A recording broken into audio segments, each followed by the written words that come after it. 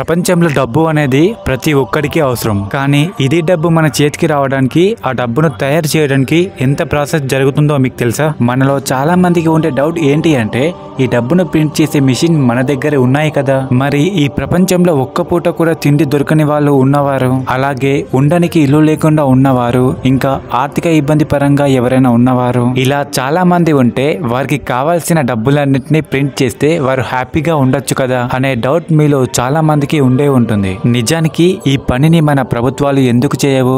అలా చేసిన ప్రభుత్వాలు ఏమైపోయాయో తెలుసా? ఈ వీడియోలో మనం డబ్బును ఎలా తయారు చేస్తారు, ఎక్కువ డబ్బును తయారు చేయడం వల్ల వచ్చే ఆపదలు ఏంటి, ఈ వీడియోలో కంప్లీట్ గా తెలుసుకుందాం. దయచేసి వీడియోను స్కిప్ చేయకుండా చూడండి. నేను చేసే వీడియోస్ మీకు నచ్చినట్టయితే జస్ట్ ఒక్క లైక్ చేయండి ఫ్రెండ్స్, ప్లీజ్. మన దేశంలో ఈ డబ్బును ముద్రించే అధికారం కేవలం ఆర్బీఐకి మాత్రమే ఉంటుంది. ఈ డబ్బుని మన భారతదేశంలో 4 చోట్ల మాత్రమే తయారు చేస్తారు. అందులో ఫస్ట్ వన్ మహారాష్ట్రలోని నాసిక్ సిటీలో, కర్ణాటకలో ఉన్న మైసూర్ సిటీలో, మధ్యప్రదేశ్ లోని దేవాసన్ని సిటీలో అండ్ వెస్ట్ బెంగాల్ లో ఉన్న సాల్బోని అనే విలేజ్ లో. ఈ డబ్బును తయారు చేసే ప్రదేశాలు చాలా అంటే చాలా హై సెక్యూరిటీతో ఉంటాయి. ఇప్పుడు మనం ఈ కరెన్సీ మేకింగ్ ఎలా ఉంటుందో చూసేద్దాం. ముందుగా ఈ కరెన్సీ మేకింగ్ ని తయారు చేయడానికి హై క్వాలిటీ ఉన్న కాటన్ ని 70% తీసుకొని, లివింగ్ ఫైబర్ ని 30% తీసుకొని ఈ వాటర్ లో కొంతసేపు నానబెట్టిన తర్వాత అందులో ఉన్న వాటర్ ని పూర్తిగా ఒక్క చుక్క నీళ్లు లేకుండా చేస్తారు. ఇప్పుడు ఆ డ్రై కాటన్ ని పేపర్ తయారు చేసే మిషన్ లోకి పంపించి, మనం ఎంతైతే మనీని ప్రింట్ చేయాలనుకుంటున్నామో అంత పెద్ద పేపర్ బండిల్ ని తయారు చేస్తారు. నిజానికి ఈ కరెన్సీ పేపర్ ని తయారు చేసేది మన దేశం కాదు. మనం ఈ పేపర్ ని జర్మనీ అండ్ జపాన్ నుంచి ఇంపోర్ట్ చేసుకుంటాం. అయితే ఎప్పుడైతే ఈ పేపర్ మన దగ్గరికి వస్తుందో అప్పుడు ఆ పేపర్ కి సెక్యూరిటీ థ్రెడ్ ని అప్లై చేస్తారు. సెక్యూరిటీ థ్రెడ్ అంటే ఒక నోటికి మధ్యలో ఒక థ్రెడ్ గా ఉంటుంది కదా, అదే. అయితే వీటిలో కూడా 2 రకాలు ఉంటాయి. 50 నోట్కి, 10 రూపాయల నోట్కి, 20 నోట్కి ఈ సెక్యూరిటీ థ్రెడ్ అనేది సిల్వర్ కలర్ లో ఉంటుంది. అదే 100 రూపాయల నోట్కి, 200 నోట్కి, 500 నోట్కి ఈ సెక్యూరిటీ థ్రెడ్ అనేది గ్రీన్ కలర్ లో మెరిసిపోతూ ఉంటుంది. తరువాత మనం ఏ నోట్ నైనా ఒక లైట్ వేర్ త్వరలో చూస్తూ ఉంటే గాంధీ గారి వాటర్ మార్క్ కనిపిస్తూ ఉంటుంది. ఆ వాటర్ మార్క్ ని నెక్స్ట్ స్టెప్ లో ప్రింట్ చేయడం అనేది చేస్తూ ఉంటారు. ఇలా చేసిన తర్వాత అవి కరెక్ట్ ప్లేస్ లో ప్రింట్ అవుతున్నాయా లేదా అనేది ఒకసారి చెక్ చేస్తారు. తర్వాత మనం ఏ నోట్లు తయారు చేస్తున్నామో ఆ నోట్ల యొక్క కలర్ ని ఆఫ్ సైడ్ ప్రింట్ తో మనం చూసే ఈ నోట్ అనేది ఈ విధంగా తయారవుతుంది. నిజానికి ఈ ప్రాసెస్ అనేది చాలా కష్టమైన పని. ఎందుకంటే ఇందులో ఏ మాత్రం తేడా వచ్చినా ఆ నోటు యొక్క క్వాలిటీనే మారిపోతుంది. అందుకే అలాంటి మిస్టేక్స్ రాకుండా ఎంత ఉపయోగిస్తారో అంతే క్వాలిటీగా ఈ కలర్స్ ని తీసుకొని ఆ నోట్లని ప్రింట్ చేయడం అనేది జరుగుతుంది. ఇంకో విషయం ఏమిటి అంటే, మనం నోట్లకు వేసే కలర్స్ మన దేశంలో తయారవ్వవు. ఈ కలర్స్ ని మనం స్విట్జర్లాండ్ నుంచి ఇంపోర్ట్ చేస్తారు. ఈ నోట్లను ఇలా చూడగానే ఇక ప్రింటింగ్ మొత్తం కంప్లీట్ అయిపోయింది అన్నట్టుగానే మనకు అనిపిస్తుంది. కానీ ఇంకా చాలా ప్రాసెస్ ఉంది.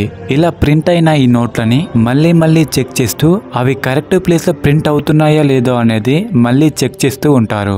ఇప్పటి వరకు మనం ఈ కరెన్సీని ఎలా మిషన్ లోకి పంపాలి, ఎలా ప్రింట్ అవుతున్నవి అన్నవి మాత్రమే చూసాం. కానీ వీటి కంట్రోల్ ని మాత్రం క్వాలిటీ డిజైనర్, గ్రాఫిక్ డిజైనర్ చేతుల్లో ఉంటుంది. ఈ క్వాలిటీ నోట్ల పైన ఏ ప్లేస్ లో ఏది ఉండాలి, ఏ ప్లేస్ లో ఏ సింబల్ రావాలి, ఇలా ఈ కరెన్సీ నోట్ల మొత్తాన్ని వీళ్ళే హ్యాండిల్ చేస్తూ ఉంటారు. అలా ప్రింట్ చేసిన వాటిని మళ్ళీ స్పెషల్ గా చెక్ చేసే ఆఫీసర్స్ ఉంటారు. ఇలా వచ్చిన తర్వాత 100, 200, 500 నోట్లపై ఇలా గ్రీన్ కలర్ లో ఒక మెరిసిపోతున్న థ్రెడ్ ని చూస్తూ ఉంటాం కదా, ఇప్పుడు ఆ ప్రాసెస్ అనేది జరుగుతూ ఉంటుంది.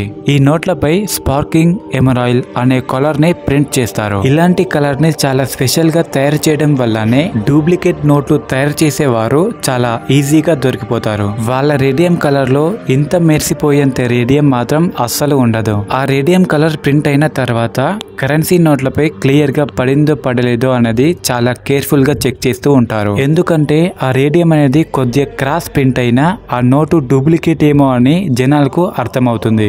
అందుకే అలాంటి మిస్టేక్స్ రాకుండా ఇక్కడే చాలా కేర్ఫుల్ గా చూస్తారు. ఇక ఆ తర్వాత సీరియల్ నంబర్ ప్రింట్. ఈ సీరియల్ నంబర్ అనేవి అన్ని ఒకేలా ఉండవు. ఈ సీరియల్ నంబర్స్ అనేవి డిఫరెంట్ గా ఉంటాయి. ఈ సీరియల్ నంబర్ ని ప్రింట్ చేయడం, అలానే 500 నోటుపై లైట్ గా మనం ఇలా రబ్ చేస్తూ ఉంటే మన చేతికి ఒక ఎంపోస్ లాంటి ఫీలింగ్ కలుగుతూ ఉంటుంది. అది కూడా ఈ టైంలోనే అప్లై చేయడం అనేది జరుగుతూ ఉంటుంది. ఇవే కాక మనం ఈ నోట్లని అల్ట్రా వైలెట్ లో పెట్టి చూస్తే మనకి కొన్ని డస్ట్ పార్టికల్ గా కనిపిస్తూ ఉంటాయి కదా, వాటిని కూడా ఈ టైంలోనే ప్రింట్ చేస్తారు. ఈ ప్రాసెస్ కంప్లీట్ అయిన తర్వాత కూడా ప్రతిసారి చెక్ చేసుకోవడం అనేది చాలా ఇంపార్టెంట్. ఇలా ప్రతిసారి కేర్ఫుల్ గా చెక్ చేసుకోవడం వల్లనే మనకి ఇంత పర్ఫెక్ట్ గా నోట్ అనేది వస్తుంది. మొత్తానికి ఈ కరెన్సీ నోటు పైన అన్ని ప్రింట్ అయిన తర్వాత బయటికి వచ్చిన తర్వాత క్వాలిటీ అధికారి and graphic designer and special checking officers వీళ్ళందరూ చెక్ చేసిన తర్వాతనే నోట్లు అనేది ప్రింటింగ్ అయిపోతుంది. ఈ ప్రాసెస్ అయిన తర్వాత కరెన్సీ షీట్లని కటింగ్ కి పంపిస్తారు. ఈ కటింగ్ లో భాగంగా ఏ చిన్న పొరపాటు జరిగినా కూడా ఇప్పటి వరకు చేసిందంతా కూడా వేస్ట్ అయిపోతుంది.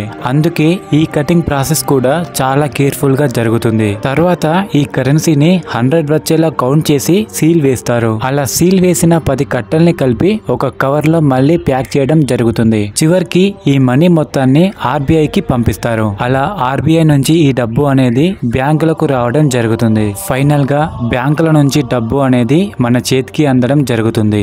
అలాగే నిజానికి ఈ కరెన్సీ నోటు పైన మన కంటికి కనిపించని చాలా సెక్యూరిటీ డీటెయిల్స్ చాలా ఉంటాయి. వాటిని మనం భూతద్దంతో చూస్తేనే కనిపిస్తాయి. అయితే ప్రపంచంలో ప్రతి ఒక్కరికి ఈ డబ్బు అనేది చాలా ఇంపార్టెంట్, అలాగే అవసరం కూడా. అలాంటిది ఈ ప్రభుత్వం ఆర్బీఐతో మాట్లాడి ఎవరికి కావాల్సినంత వారికి డబ్బు ఇస్తే బాగుంటుంది కదా, అప్పుడు ప్రపంచంలో అందరూ కూడా హ్యాపీగా ఉంటారు కదా. ఇలానే నిజంగానే ప్రింట్ చేసి చాలా దారుణంగా ఉన్న దేశం జింబాబ్వే. ఈ జింబాబ్వే నాయకుడు అధికారంలోకి రావడానికి ముందు మిమ్మల్ని అందరినీ కోటీశ్వరులను చేస్తా, అందరికి ఇండ్లు ఇస్తా, కారు ఇస్తా అని తనకు వీలు కాని హామీలు ఇస్తానని ఆ దేశానికి నాయకుడు అయ్యాడు. ఇక ఇచ్చిన హామీలు ఇవ్వకుంటే జనాలు ఊరుకోరు కాబట్టి లెక్కలేనంత డబ్బుల్ని ప్రింట్ చేసి జనాలకి పంచడం మొదలు పెట్టాడు. దాంతో జనాల దగ్గర లెక్కలేనంత కోట్ల డబ్బు ఉంది. అంతే, వారి దగ్గర లెక్కలేనంత డబ్బు ఉంటే జనాలు ఏం చేస్తారు? ఒక్క చెట్టు కొనడానికి కొన్ని వేల మంది ముందుకు వస్తారు. దాంతో ఆ చెట్టు ధర 400 ఉంటే ఒక్కసారిగా దాని డిమాండ్ కి 4000గా మారుతుంది. వీరి దగ్గర కోట్లలో డబ్బు ఉంది కాబట్టి 4000 కూడా పెట్టి కొంటారు. అప్పుడు ఆ 4000 ధర కాస్త 4 లక్షలుగా మారుతుంది. దీన్నే ఇన్ఫ్లేషన్ అని అంటారు. అంటే మన దగ్గర ఎక్కువ డబ్బు ఉంటే మన అవసరాలకు తగ్గిన వస్తువులు కూడా అంతే ధరలుగా ఉంటాయి. ఇంకా ఎగ్జాంపుల్ గా చెప్పాలి అంటే 5 రూపాయలు పెట్టే పెన్ను ధర 5 లక్షలుగా మారుతుంది. అలా ఈ జింబాబ్వే నాయకుడు ఏకంగా 50 కోట్ల నోటునే తయారు చేశాడు.